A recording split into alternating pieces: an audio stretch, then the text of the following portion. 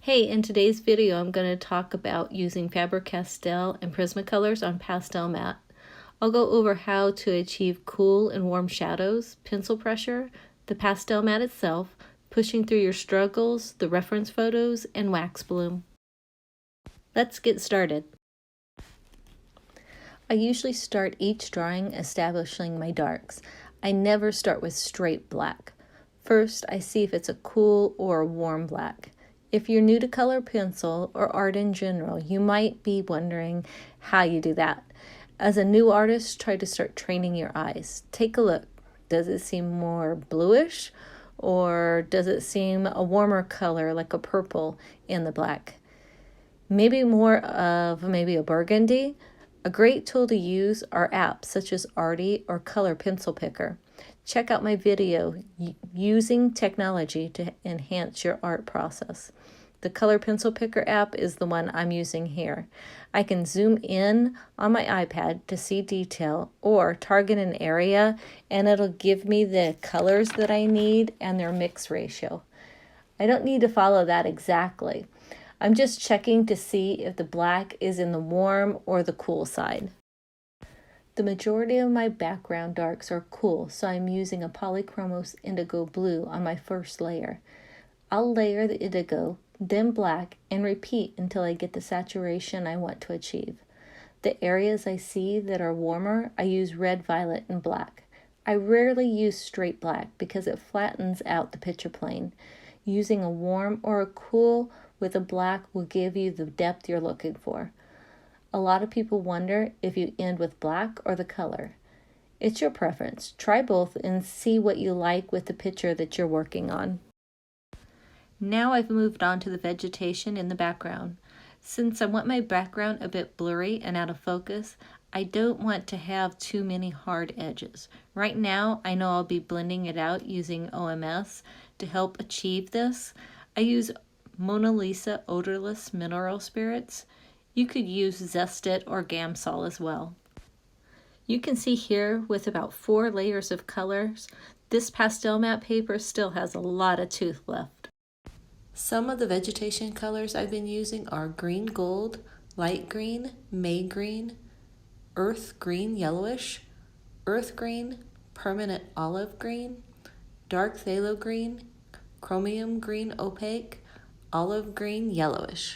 At this point is where I begin to struggle. New artists, I swear this happens in almost all of your work. Don't give up. Push through it, work out your problems, and finish it. You'll learn so much and at a higher rate of speed by working through your problems. A mediocre painting where you've learned how to solve an issue is far more valuable than starting fresh. Two of my biggest downfalls here were using a paper I haven't used before and using a brand of pencils I haven't mastered yet. Seems like my learning method is go big or go home. So far, I've only used my Polychromos. I was applying at least 3 to 4 colors very loosely, then blending with OMS. After I hit about 6 layers, I realized it seemed like I wasn't filling in the tooth of the paper at the same rate as the surface of the paper.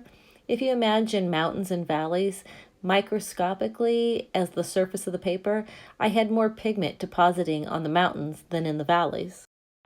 When I applied OMS, it wasn't blending into the valleys at an even rate. I realized I needed to apply pigment less loosely and with a sharper point to get into those valleys. Let's talk about pencil pressure. So far, I've been about pressure 2. With sanded or gritty surfaces, I usually start out with a heavier pressure. For a more in-depth pressure tutorial, see my video on color pencil pressure and pencil sharpness. With that problem solved and about 9 layers of pigment into the background, I realized I just needed to move on to the foreground. I'll need to come back to the background once the foreground is done to tweak it, and I want to leave some of the tooth on the paper so I can have room to work. Now here's where I might have either chickened out or made a good decision. I wanted to use my Polychromos in the foreground as an underlayer, then switch to my Prismacolors to get sharp details on my final layers, but I opted to switch to my Prismacolors to feel more comfortable. I knew what these pencils did on other papers, so I crossed my fingers I'd have more control from here on out. Some of the Prismacolors I use in the foreground leaf are moss green, dark green, olive green, and apple green. This time I blended with OMS after each layer and used a sharper point. Pastelmat is supposed to have the ability to layer light onto dark, but I did leave some of the lightest silk on the corn white, so I'd have some very light silk guaranteed. A little bit of information about the reference photo. It is one I took myself. I almost always work from my own photos. It makes copyright problems non-existent. I also enter some of my art into competitions that require the reference photo be your own. I'm not a photographer, but I can get a decent enough shot to use. Where I live, we have lots of cornfields. This field was on the running trails that I had ran for years. I might have looked a fool with my Nikon taking pictures of the corn, but I got some good shots nonetheless. Now that I've moved to the corn kernels, I've also moved back to my Polychromos pencils for the underlayer. This time I'll stick to my sharp pencil practice and using OMS more often. Some people would see all these kernels of corn and think drawing each kernel separately would be boring or even a daunting task. But this is my favorite part. It's the focal point where the painting gets its depth. Since this is just the first layer, I'm really just giving myself a roadmap to show me my values. So that the kernels actually look three-dimensional, I'll worry more about the local colors of each kernel in subsequent layers. Right now, I'm scared about that area on the tip of the corn that the kernels have fallen off. It'll be tricky to pull off an area of nothing. Really, all you have here is the cob and some flecks of membranes the kernels have left behind. As I get more layers into the corn kernels, I'll slowly work the values and shapes in this empty cob area. There's also a lot of corn silk that will be over the top of this area that will give it a little bit more dimension as well. Some of the colors I've used in the underlayer of the corn area are Naples Yellow, dark Naples Ochre, dark Cadmium Yellow, and dark Chrome Yellow. These would be the main local colors of the corn kernel. And then as I go back into the shadows, I used orange, burnt ochre, Indian red, and madder. Then I used some white for the highlights. I'm not following the kernel pattern exactly. I have some guidelines for my initial outline, but much of them have been erased as I was keeping the area clean while doing the background. No one will ever notice but you, I, and our YouTube friends. Here you can see the underlayer of the corn kernels done in the Polychromos. You can see I need to get more depth in these kernels to show their dimension. I'll switch to my Prismacolors now and start to get those darks darker and those highlights defined to achieve this. First, I apologize for the terrible angle of this clip. I thought I was doing myself a favor by keeping the camera higher, but it didn't work to my advantage. I have the first layer down and blended out with OMS. I have a good start on rendering the depth in this second layer. The Prismacolors I'm primarily using are Tuscan Red, Crimson Red, and Poppy Red for the darker values, orange, yellow ochre for the midtones, lemon yellow, canary yellow, and cream for the lighter values, white for the highlights, and a little bit of lime peel as a complementary color. We're getting down to the final stretch. I'm layering down some of the details in the leaf of the foreground. I need to show some areas where the leaf is starting to yellow. I also want to keep some of the texture in this leaf so it'll continue to pop out at you. I started to notice my dark areas were starting to get some wax bloom, so I'm using my heat gun to make it go away so that I can judge the values better.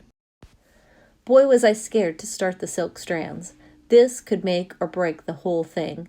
This will require a very sharp point at all times. The silk has many different colors, so I wanted to make sure I capture that along with the highlights the lights were creating. I broke so many tips of pencils, keeping things nice and sharp. I didn't draw every silk strand I saw. That would have been overkill. I found some of the major clusters of silk and just drew some of them. I didn't want the silk all over the beautiful corn, just enough to look natural and realistic. It was difficult to tell what was silk and what were shadows created by the silk. I didn't overdo the shadows though. To get a nice sharp edge on the strands, I went over them with colorless blender. I'm not thrilled how the colorless blender works on this pastel mat though. It's just not the same as regular paper with blending. So some areas I switched over to the OMS, but I needed to be real careful with that because the OMS can kind of change the colors if you go over the strand area. After the silk was done, I did some overall fine tuning. I just wanted to make sure everything was blended out okay.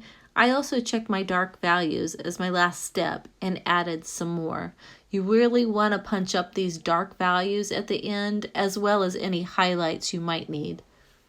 In summary, I'm not sold yet on the pastel mat over the sanded paper, and I haven't tried Aliona Nicholson's Lex Archival yet.